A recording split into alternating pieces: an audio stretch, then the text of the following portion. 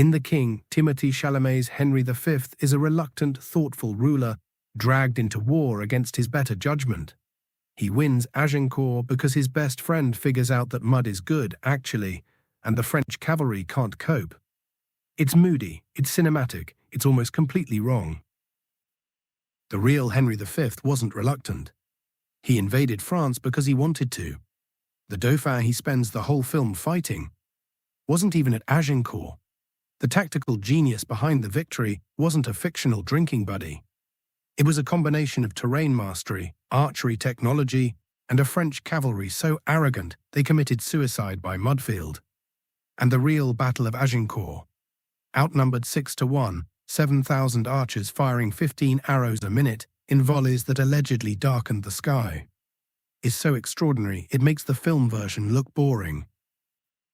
This is what Netflix's The King gets wrong, what really happened at Agincourt, and why the truth is a better story than the movie. The King opens with Timothée Chalamet as Prince Hal, a self-imposed exile drinking in taverns, wanting nothing to do with the throne, and reluctantly dragged into kingship when his father dies. He doesn't want war. He's suspicious of advisors. He has to be pushed into invading France. This is Shakespeare's Hal, softened further into 21st century anti-war sentiment. It makes for a relatable protagonist. It also fundamentally misrepresents one of the most militarily aggressive kings England ever produced. Henry of Monmouth was born in 1386 and became king in 1413 at age 26. But even before he was crowned, the real Henry was a man the film wouldn't recognize.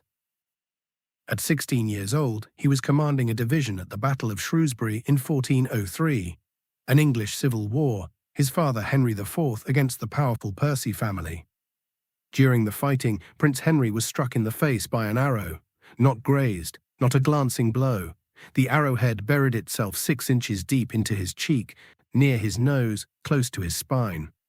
The shaft snapped off. The arrowhead stayed in his skull. Henry yanked out the broken shaft himself and kept fighting. According to the chronicler Tito Livio, he refused to leave the field, demanding, "Lead me, thus wounded, to the front line, so that I may, as a prince should, kindle our fighting men." He stayed on the battlefield until the victory was secured, arrowhead embedded in his face, because he was afraid his departure would discourage his men. Afterward, a royal surgeon named John Bradmore was brought in to deal with the wound, reportedly released from prison, where he was serving time for forging currency to treat the prince. Bradmore had to invent a specialized tool, a long pair of tongs with an internal screw mechanism, to grip the arrowhead from the inside of the wound and extract it. The whole operation is documented in Bradmore's own Latin manuscript, Philomena. It took weeks of treatment. Bradmore packed the wound with linen soaked in honey and rosewater as an antiseptic. Before Henry recovered, he was left with a permanent scar on his face. Every surviving contemporary portrait of Henry shows him from the left side only. Historians believe the right side of his face bore a visible disfigurement from the wound for the rest of his life. This was not a reluctant king. This was a 16-year-old who fought on with an arrow in his skull. Henry V invaded France in 1415 for clear, deliberate reasons. He had a genuine, if contested, legal claim to the French throne through his great-great-grandmother Isabella of France. He wanted to reclaim territories lost since Edward III's time. Normandy, Touraine, Aquitaine. He needed to unite a fractious England. His father's reign had been plagued by rebellion and usurpation behind a common cause. And he needed money, which foreign conquest could provide through ransom of prisoners, tribute and territory. Warlike preparations were underway long before negotiations formally broke down. He wasn't reluctantly pushed into war by scheming advisors. He was pushing toward war himself, making demands he knew France couldn't meet, waiting for the right moment.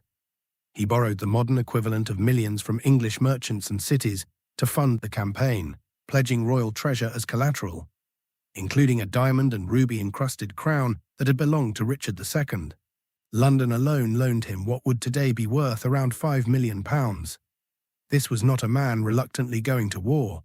This was a man who had been planning war with meticulous logistical care. The movie frames Henry as a man who has to be tricked and manipulated into invading France by scheming advisors. It implies the war is a cynical project he gets caught up in, and the film's emotional climax is Henry's disillusionment when he realizes he was used. The real Henry needed no tricking. Contemporary chroniclers, even French ones, describe him as energetic, determined, personally brave, and administratively gifted. He was also deeply religious in a way that reinforced rather than restrained his aggression. He believed his claim to France was divinely sanctioned, and he went to war with the absolute conviction of a man certain he was doing God's work. Britannica's account of his character says contemporaries united in praising his love of justice, and that even French writers of his time admired him as brave, loyal, and commanding. But the same account notes he was hard and domineering, intolerant of opposition, and ruthless in pursuit of his policy. This makes him more interesting, not less. The movie gave us a reluctant hero. History gave us a true believer, which is far more complex and disturbing. The film's emotional core is John Falstaff, Joel Edgerton, Henry's surrogate father figure, tactical genius, and moral conscience. He dies bravely in battle. Henry weeps over his body. It's genuinely moving cinema. This character is Shakespeare's invention. There was no Sir John Falstaff. Shakespeare based the character on a real person, Sir John Oldcastle, who was indeed Henry's friend in his youth.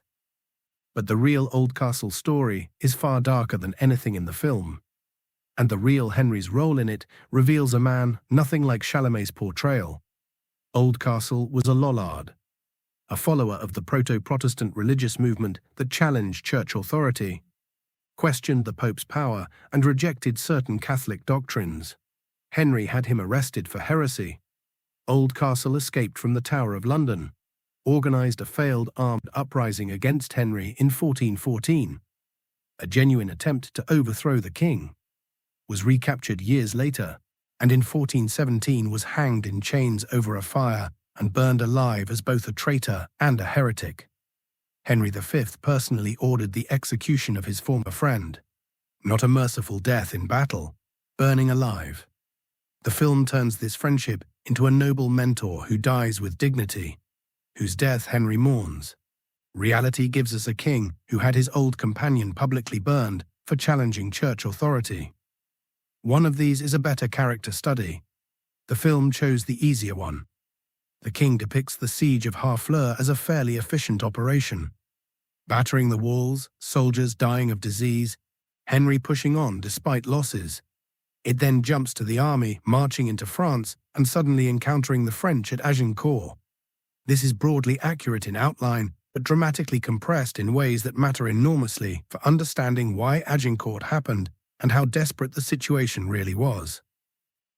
Henry landed in Normandy in August 1415 with roughly 12,000 men, the largest English invasion force assembled in a generation. The siege of Harfleur was supposed to take a few weeks. It took 5.5. The town's fortifications were stronger than expected. The garrison fought hard, and the English army, camped in the marshes outside the walls during the late summer heat, was hit by a catastrophic outbreak of dysentery, the same disease that would kill Henry himself 7 years later. The numbers are staggering. Estimates suggest that between disease, death, and men too sick to fight, Henry lost somewhere around 20% of his entire force before he'd fought a single battle. The Bishop of Norwich died. The Earl of Suffolk died. The Earl of Arundel was carried home to England to die there. Hundreds of ordinary soldiers were shipped back because they were too ill to continue. When Harfleur finally fell on September 22nd, Henry had a choice. His commanders, experienced men who understood military logistics, advised him to garrison the captured town, rest, and sail back to England to regroup for a proper campaign next year.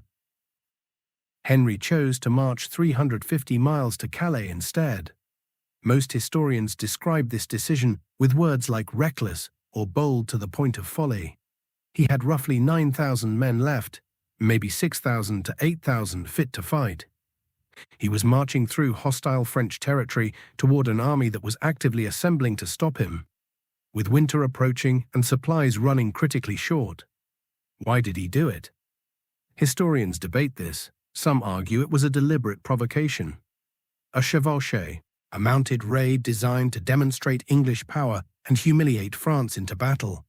Some think he genuinely believed he could make it to Calais without being stopped. Some think religious confidence had tipped into something close to recklessness. Whatever the reason, Henry marched. The march from Harfleur to Agincourt is one of the most grueling episodes in English military history, and the king barely scratches it. 2.5 weeks of constant rain, men already weakened by dysentery marching on empty stomachs. At one point, the daily ration was reportedly 1/4 pound of meat per man. The army was reduced to eating nuts and berries stripped from the hedgerows. Soldiers began to suffer from hunger sickness on top of the disease they were already carrying. The planned crossing of the Somme River was blocked. The French had demolished the bridges and fortified the crossing points. Henry's army had to divert inland. Adding days and miles to a march they were already struggling to complete, searching desperately for a usable ford before finally crossing far upstream. And throughout this march, they could see the French army on the other side of the river, shadowing them, watching them, growing larger every day as more French nobles arrived with their forces. When the English finally crossed the Somme and turned north towards Calais, they discovered the French had moved faster. The road to Calais was blocked by an army that vastly outnumbered them. There was no going around. The woods on either side prevented any flanking movement. Henry had to fight here on this ground with this exhausted army, or surrender. The night before the battle, the two armies camped within sight of each other. The French camp was loud with celebration. They were confident, rested, and outnumbered the English enormously. Henry reportedly ordered silence in the English camp, so the French couldn't hear how small and desperate his force had become. He walked his lines in disguise, as Shakespeare immortalized, talking to ordinary soldiers. That's not the movie's assured young king finding his confidence. That's a commander who had marched his army into an extraordinarily dangerous position and was now, the night before battle, keeping it together by sheer force of will. The King's Battle of Agincourt is atmospheric and visceral. Muddy, claustrophobic, exhausting, the fictional Falstaff devises the strategy of fighting dismounted, because the mud will neutralize French numerical advantage. Henry fights in the thick of it. The Dauphin appears for a climactic single combat. The English win. It's not embarrassing filmmaking, but it removes almost everything that makes Agincourt one of the most tactically remarkable and historically significant battles in medieval history. The film shows hilly green terrain, rolling fields, atmospheric mist. The real Agincourt was fought in a narrow defile, a corridor roughly 750 yards wide, pinched between the dense woods of Tramcourt on one side and the woods of Agincourt on the other. This geography was not incidental. It was everything. The French army of somewhere between 12,000 and 36,000 men. Estimates vary enormously, and contemporaries likely inflated French numbers. Could not deploy properly. The woods prevented them from spreading out and using their numbers to outflank. As they advanced, the corridor narrowed, funneling them into an increasingly compressed mass. Armor-clad men who needed room to swing swords and axes found themselves pressed chest to chest, unable to raise their arms. Henry had chosen this ground deliberately. After a tense standoff of several hours on the morning of October 25th, he made a bold move that barely features in the film. He ordered his entire army to advance, to pick up the stakes they'd planted, carry them 300 yards forward under the eyes of the French army, and replant them at the narrowest point of the field. All of this done in full view of an enemy that could have charged and slaughtered them during the move. The French cavalry didn't charge. Historians still debate why. Possibly they were caught off guard. Possibly they were disorganized. Accounts suggest some had wandered off to warm themselves, others were feeding their horses. Whatever the reason, the English completed the advance and replanted their defensive line. Henry had compressed the killing ground to its absolute narrowest point, with his flanks anchored to the woods on both sides. No cavalry could turn him, no infantry could outflank him. The French had to come straight at him. The film barely shows the stakes. There's a brief glimpse of some wooden poles, This is like making a film about Waterloo and briefly glimpsing some cannons. Each of Henry's approximately 7,000 archers had, on the march, carved and carried a sharpened wooden stake, roughly 6 feet long. Before the battle, and again after the advance, they drove these into the ground at an outward-facing angle, pointed toward the French, creating a continuous anti-cavalry palisade along the entire English front. When French cavalry finally charged, and charge they did, they hit this wall of angled stakes while simultaneously being hit by a storm of arrows. Horses impaled themselves on the stakes, riders were thrown. Horses that veered to avoid the stakes crashed into each other in the mud. The charge, which was supposed to scatter and destroy Henry's archers, disintegrated into chaos before it reached the English line. The film gives almost no credit to this. The implication is the English just fought better in the mud. In reality, they had constructed a field fortification in full view of the French army. The French cavalry charged it anyway, and it worked exactly as designed. The king shows longbows being used. What it doesn't convey is what longbows actually meant at Agincourt, which is to say, they were the primary reason England won. Roughly 80% of Henry's army were archers. 80%. These weren't support troops or background characters. They were the battle-winning weapon system around which everything else was organized. A trained English or Welsh longbowman working a bow that required extraordinary physical conditioning to draw.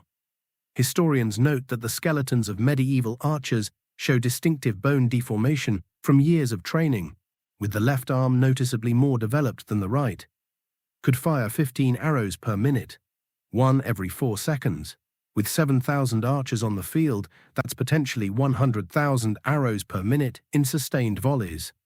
Contemporary chronicles describe the arrow volleys as darkening the sky. That's obviously literary embellishment, but the physics back up the imagery. A storm of iron-tipped arrows traveling at killing velocity continuously for the length of a cavalry charge across a muddy field. The longbow arrows could penetrate armor at close range. They were made of ash and oak for weight, tipped with bodkin points. Narrow, hardened iron heads designed specifically to punch through plate. The French knights in full armor weren't safe. Their horses with minimal armor on their bodies were extremely vulnerable, and the archers were specifically trained to target horses, because a falling horse carrying a fully armored knight in deep mud creates chaos that kills the rider and blocks everything behind him. The dismounted French men-at-arms who followed the broken cavalry had to cross this killing ground on foot, wearing more than 60 pounds of plate armor in deep mud, churned by thousands of horses, breathing through narrow visor slits that cut off most of their peripheral vision, all while being shot at continuously. By the time the French front line reached the English, they were exhausted, disordered, compressed by the narrowing terrain, and the press of men behind them who couldn't see what was happening ahead. Many fell in the mud and couldn't get up, not from wounds, but from exhaustion and the weight of their own armor. The English archers then dropped their bows, picked up axes, lead mallets and short swords, and moved into the melee. Men trained to kill efficiently, lightly armored and fresh, compared to the armored men who'd just crossed a killing ground, against knights who could barely swing their weapons. This is what the film replaced with Falstaff's insight about mud. The mud mattered, but the mud was one element of a system. Terrain, stakes, longbow technology, archer training, dismounted men-at-arms, and a commander who understood how all of it fit together. That the English had been developing and refining for 100 years. The film's central strategic innovation is having the fictional Falstaff propose fighting on foot, because the mud will neutralize French numbers. Henry's nobles are surprised by this thinking. It's presented as a flash of unconventional genius. This is historically absurd. The English had been fighting dismounted against cavalry for nearly a century. It was standard English military doctrine, tested and proven at Crécy in 1346, at Poitiers in 1356, in dozens of smaller engagements throughout the 100 Years' War. Every experienced commander on Henry's staff had trained in this doctrine. There was nothing revolutionary about it. What was genuinely innovative, and what the film ignores, was the specific combination Henry employed: longbowmen protected by stakes, positioned at the narrowest point of a specific field, chosen to prevent flanking, with dismounted men-at-arms in the centre as the anvil, while the archers were the hammer. That system, on that ground, against that enemy, is what won Agincourt. Not a fictional drunk's bad knee predicting rain. The film includes one of Agincourt's most morally complex moments: Henry ordering the killing of French prisoners. This actually happened, and it's one area where the film engages with real historical complexity, though without fully conveying the context. During the battle, as the English were processing prisoners, a force attacked the English baggage train at the rear, looting it, killing the boys left to guard it. Henry, seeing what he interpreted as a potential flanking attack coordinated with a renewed French assault from the front, ordered the French prisoners killed rather than risk them freeing themselves and joining the fight. Most of the high-ranking prisoners, the ones worth enormous ransoms, were killed. Henry stopped the order when it became clear the baggage raid was opportunistic looting by local peasants rather than a coordinated military maneuver. The moral and financial calculus here was appalling. These prisoners represented staggering ransom value, the kind of wealth that could fund campaigns for years. Killing them was not just a possible violation of chivalric law, it was economically catastrophic. Henry did it anyway. Medieval chroniclers were immediately divided. Some praised it as military necessity in an impossible situation. Others condemned it as a violation of the laws of war. Modern historians still disagree. It is one of those moments where the heroic narrative of Agincourt runs directly into something much darker and harder to defend. The film shows it, but it doesn't linger on the economics or the chivalric scandal, which are part of what makes the real event so morally thorny. When it was over, the French casualties were staggering and even now almost unbelievable. French dead are estimated at somewhere between 4,000 and 10,000, depending on which chronicle you trust.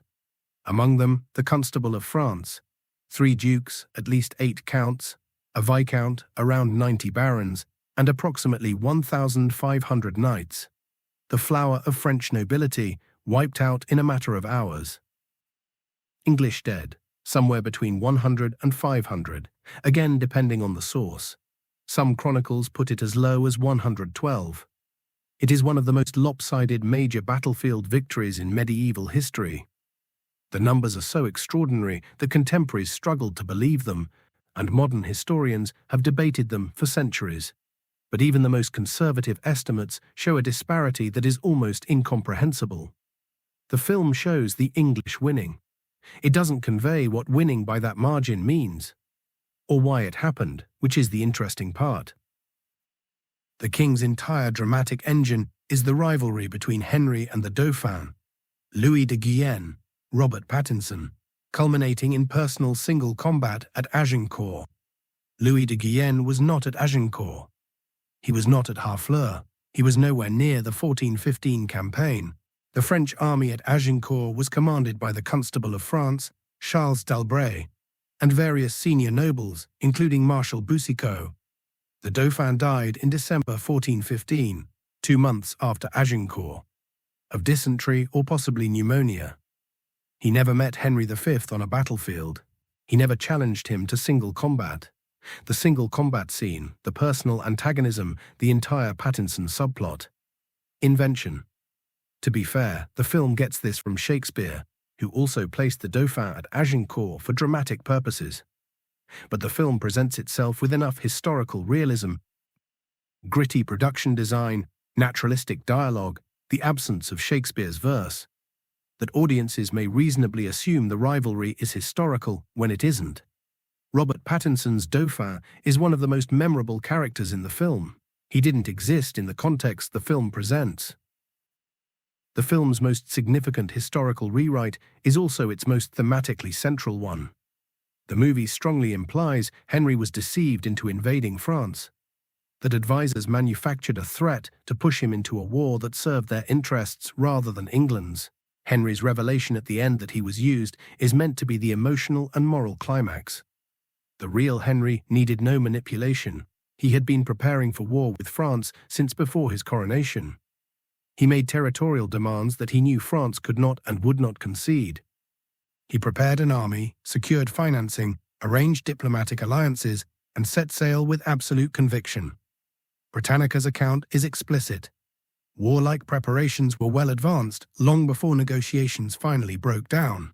Henry had convinced himself his claims were just not a cynical cover for aggression, but a genuine belief in his divine right to the French crown. Presenting Henry as a dupe, a good man tricked into a bad war, removes his moral agency and his culpability. It's also a fundamentally anachronistic reading, projecting 21st century anti-war skepticism onto a 15th century medieval king who would have been baffled by the moral framework the film imposes on him. The film shows Henry's brother Prince Thomas dying in Wales before the coronation, establishing a sense of dynastic tragedy that motivates Henry's acceptance of the throne. The real Thomas, Duke of Clarence, was very much alive throughout the entire period the film depicts. He was one of Henry's most senior military commanders. He served in the Harfleur siege. He was at Agincourt. Thomas didn't die until 1421, 8 years after Henry's coronation at the Battle of Beauge in Anjou, France, during a later phase of the 100 Years' War.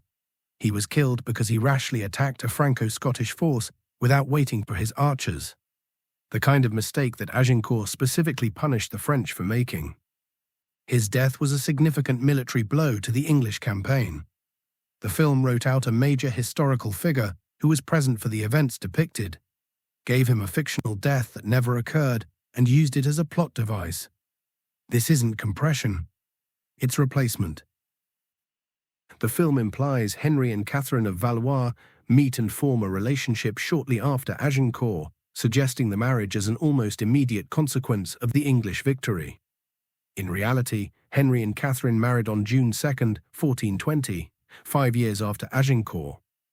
Before that marriage could happen, Henry had to launch an entirely separate invasion of France in 1417, spend 2 years systematically conquering Normandy in a long, brutal campaign of sieges and attrition, negotiate the Treaty of Troyes in 1420, and secure recognition as heir to the French throne.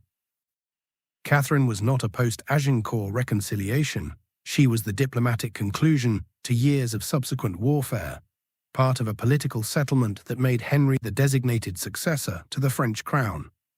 Their courtship in the film is charming. The reality involved years more bloodshed first. To be fair, and the Braveheart script was fair to Braveheart, so we should be fair to the king. The film does get some things right. Henry did fight at the front at Agincourt. He was personally brave in battle. Historically documented, the French did charge into mud and lose disastrously. The English did win against overwhelming numerical odds. Henry was genuinely concerned with the justice of his war in religious terms. The film captures his piety, even if it misrepresents his motivation. The prisoner killing happened. The sense of Henry as a young man, growing into the burden of kingship, though the film's version is a different man, has some basis in how contemporaries described the transformation from his youth. And Robert Pattinson's Dauphin, fictional as the character is, captures something about the contemptuous arrogance of French noble culture at Agincourt. The French army's catastrophic underestimation of the English, the noble cavalry's refusal to wait for a better tactical moment. That is real, even if the specific person is invented. The film ends with Agincourt as a kind of resolution. Henry has proven himself, discovered the manipulation behind the war, found something like peace. The battle is the climax and the conclusion. In reality, Agincourt was a spectacular victory with surprisingly limited immediate strategic consequences. Henry sailed home to England, was celebrated with enormous pageantry, and then spent the next 2 years not being in France. The country he had supposedly conquered didn't fall. The French government didn't collapse. No territory changed hands. Agincourt's military impact in the short term was roughly one captured port town and a famous victory. What it won was diplomatic leverage and propaganda value. The Holy Roman Emperor visited Henry in 1416. European perception of English power shifted dramatically. The possibility of serious French alliance building against England was disrupted. but to achieve his actual goals: control of Normandy, recognition as heir to France. Henry had to invade again in 1417 and conduct 2 more years of systematic siege warfare. Rouen, the capital of northern France, surrendered in January 1419 after a siege so brutal that civilians were driven out of the city by the French garrison to preserve food, and Henry refused to let them through his lines. They starved in the ditch between the city walls and the English siege lines. The Treaty of Troyes finally came in 1420. Henry was recognized as heir to the French throne. He married Catherine. He had achieved, apparently, everything he wanted. He died 2 years later, aged 35, probably of dysentery contracted during yet another siege. His son Henry VI was 9 months old. That infant would go on to lose almost everything Henry V had won. By 1453, after Joan of Arc had transformed the war and France had rallied behind the Valois kings, England had lost virtually all of its French territory. The 100 Years' War ended with England retaining only Calais. Everything Agincourt had promised. The English king on the French throne, the union of the 2 crowns, had turned to nothing. Agincourt was the apex of a campaign that ultimately failed completely. It was mythologized by Shakespeare and by English national memory precisely because the war ended in defeat. It was the moment that could have led to triumph, preserved in amber, while the subsequent reality was quietly forgotten. The film doesn't attempt Shakespeare's famous St. Crispin's Day speech. Probably a wise decision, since no production can top Olivier or Branagh. But in avoiding Shakespeare's rhetoric, it also loses a chance to show what Henry actually said, which is stranger and more revealing. Contemporary chronicles record that, when an English knight looked at the French army and suggested the army could really use more men, Henry replied, "I would not have a single man more than I have, for these are the people of God I have here, and it is an honor for me to have them at this time." No rousing rhetoric, no band of brothers, a quiet, absolute statement of divine confidence. He believed God had given him this army, this ground, this moment. He believed he would win, because God would not let him lose. Whether that's inspiring or unnerving depends entirely on your perspective. It's not a modern man's doubt-ridden leadership, it's a medieval king's total certainty. The film gave Henry uncertainty that the historical record doesn't support. The movie's Henry is sympathetic, reluctant, thoughtful, ultimately questioning his own war. This is a likable protagonist. It's not Henry V. The real Henry V fought on at Shrewsbury at 16 with an arrowhead in his skull. Planned and executed an invasion of France with meticulous aggression. Ordered his former close friend Oldcastle burned alive for heresy. Had his enemy Thomas, Earl of Cambridge, executed just before sailing for France. Commanded the killing of thousands of French prisoners at Agincourt. Conducted a brutal siege of Rouen that left civilians to starve between walls. Believed entirely in his divine right to France, with no self-doubt visible in any contemporary record. Died at 35, unfinished, leaving his infant son an unwinnable war. He was militarily brilliant, personally brave, administratively capable, and ruthlessly certain. Contemporary accounts, including French ones, describe a man who combined the appearance of justice with terrifying effectiveness. He was, as one historian has put it, Shakespeare's Machiavellian solution to Christian kingship, a ruler who made piety and ruthlessness serve each other. The film wanted a conflicted hero who discovers the horror of war. History gave us a medieval conqueror of absolute conviction who died before he could find out whether it had all been worth it. That's a harder character to root for. It's also a more honest one. And it's the story Netflix's film didn't have the courage to tell. The King is a handsome, well-acted film that uses Agincourt as a backdrop for a character study of reluctance and disillusionment. As cinema, that works. As history, it inverts almost everything. The real Henry V was not reluctant. He was driven from the age of 16 when he fought on with an arrowhead in his skull. The Dauphin was not at Agincourt. He was dying of disease 2 months later. The tactical innovation wasn't a fictional advisor's bad knee. It was a century of English military doctrine, 7,000 longbowmen firing 100,000 arrows a minute, and a field chosen to compress 36,000 French soldiers into a space so narrow they couldn't raise their arms. The battle the film shows is muddy and exhausting. The battle that actually happened was muddy, exhausting, and one of the most lethal one-sided encounters in medieval history. Trained archers behind a palisade of stakes on a field chosen specifically to turn French numbers into a liability rather than an advantage. The film needed a thoughtful, reluctant hero and a personal rivalry. History gave us a true believer, a weapon system, geography, and a young king who had been preparing for this moment his entire life. And then he died at 35, and everything he won was lost within a generation. Both are interesting. Only one of them happened. And only one of them is the kind of story that stays with you. Not because it's triumphant, but because it's true. What surprised you most about the real Agincourt? Let me know in the comments.